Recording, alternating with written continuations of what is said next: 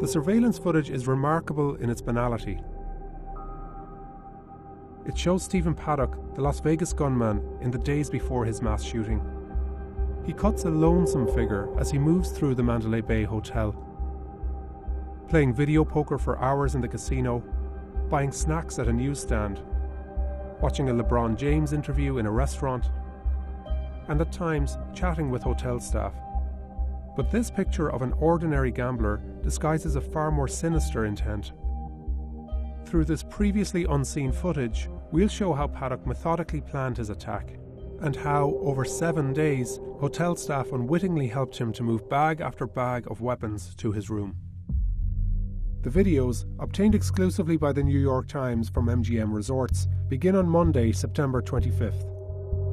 At the VIP counter, he checks into a suite on the 32nd floor and books an adjoining room, which he will check into 4 days later.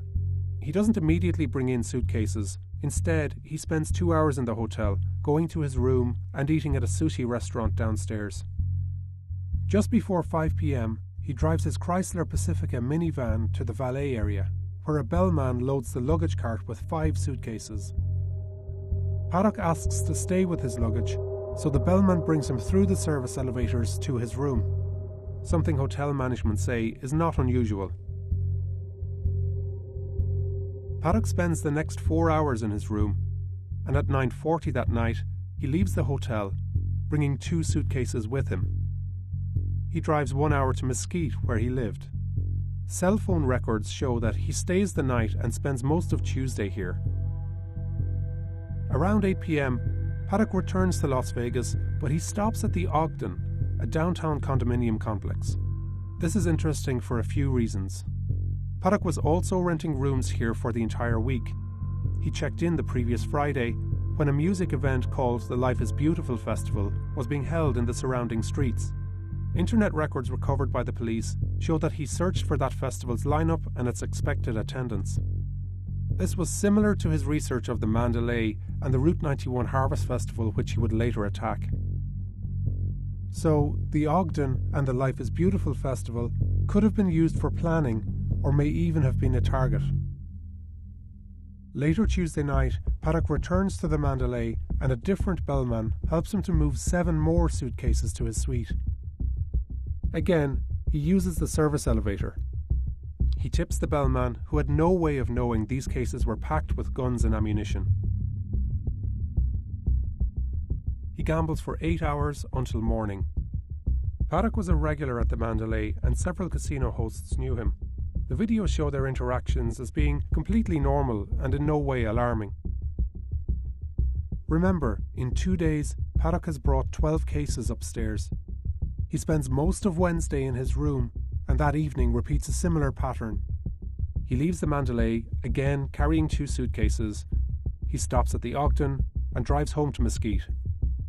On Thursday, he buys a .308 bolt-action rifle from a gun store and visits a nearby gun range before driving back to the Mandalay.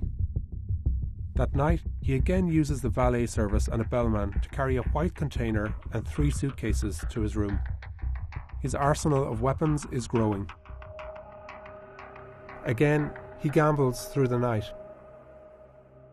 It's now Friday, and at 8 p.m, the Route 91 Harvest Festival will open in the fairgrounds across from the Mandalay. Paddock stays in his room until around 3 p.m, and uses his laptop while the suite is cleaned. He checks into the adjoining room, 134, using the name of his girlfriend, Mary Lou Danley. He also tells cleaning staff to leave behind the food service cart. 2 days later, Paddock would use this and one other service cart to create a surveillance ring during his attack. Overnight, he makes a brief trip to Mesquite, arriving back at the Mandalay at 6 a.m. with 2 more suitcases. Soon after noon on Saturday, he places Do Not Disturb signs on both room doors. He declines housekeeping. He takes an elevator to the valet area and sits, waiting for his car.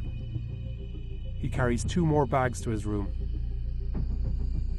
He gambles some more, and that night he makes a final trip to Mesquite, returning to the Mandalay at 3 a.m. on Sunday morning. He gambles through the night in the high-limit slot area. and returns to his room at 7:37 a.m.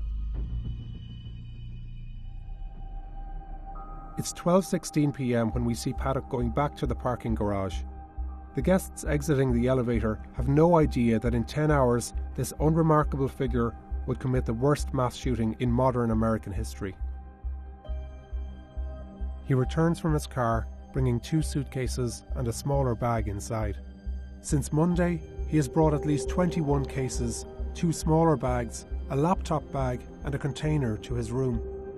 This is the last time we see Paddock, arriving at the 32nd floor. Through the day, he opens, closes and locks both rooms repeatedly. At 36 minutes after 9, he locks the deadbolt to room 135 for the last time. 4 minutes later, Jason Aldean, who is headlining the Route 91 festival, begins his act. Paddock then turns the deadbolt to room 134. At 10:05, his shooting rampage begins. In under 10 minutes, he would kill 58 people and injure over 700 before taking his own life. He had amassed 23 guns and thousands of rounds of ammunition. Almost 6 months since the attack, Paddock's motive remains unknown.